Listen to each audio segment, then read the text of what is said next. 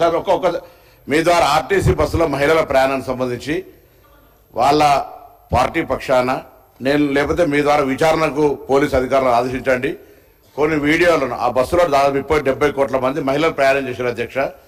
కొంత మహిళలు బస్సులు అటుగానే ఎల్లిపాయలు తీసుకొని పోతుర్రని లేకపోతే అటు బ్రష్ చేసుకొని పోతున్నారు, పని లేక ఊరికేనే అటుగానే తిరుగుతారనే వీడియోలు వాళ్ళ పార్టీ లేదా వాళ్ళకు సంబంధించిన సోషల్ మీడియా ద్వారా వస్తాయని వాటి మీద నేను విచారణ చేయమంటున్నా. నాకు ఇప్పుడు హుజురాబాద్ నుంచి ఉస్నాబాద్ జమ్మికుంట పోతుంటే బస్సులు అటుగానే ఎల్లిపాయలు తీసుకుంటూ పోతున్నాను వీడియోలో.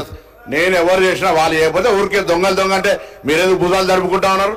నేను రవాణా శాఖ మంత్రిగా మా ప్రభుత్వము డిసెంబర్ 9 నుంచి ప్రవేశపెట్టిన మహిళల ఉచిత బస్సుకు సంబంధించి మొదటి నుంచి కూడా కండ్ల మంట జరుగుతోంది. స్కీమ్ సక్సెస్ అయిందని ఆటోల కార్మికుల పేరు మీద ఒక మాట తీస్తూ ఉన్నారు. మీకు బస్సుల్లో మహిళలు ప్రయాణం చేయడం ఇష్టమా లేదా? వాళ్ళను అవమానపరిచినట్టుగా నేను ఇప్పుడు 70 కోట్ల మంది మహిళలు ప్రయాణం చేశారు. దాని మీద సోషల్ మీడియాలో మీరు వీడియోలో నేను మీకు అన్నిటికీ సబ్మిట్ చేస్తా. సభాపతిగా నేను మిమ్మల్ని విజ్ఞప్తి చేస్తా ఉన్నా అధ్యక్ష. మా ప్రభుత్వంలో నేను మా గౌరవ మంత్రులందరూ కూడా ఆ విషయం తెలుసు.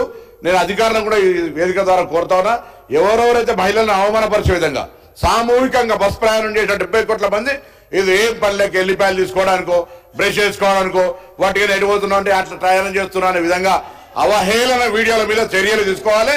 అదేవిధంగా మళ్ళీ టీఆర్ఎస్ పార్టీ స్టాండ్ అడుగుతున్న ఆటో కార్మికులకు సంబంధించి సూచన చేయండి. దానికి దీన్ని లెక్క చేయకండి. మీరు మెట్రో తెచ్చినామన్నప్పుడు మేమందరం మెట్రోలో 5 లక్షల మంది ప్రయాణికులు అయిపోయి దాని ఇంపాక్ట్ ఆటోల మీద లేదా? ఊబరు ఓలా నచ్చినది లేదా?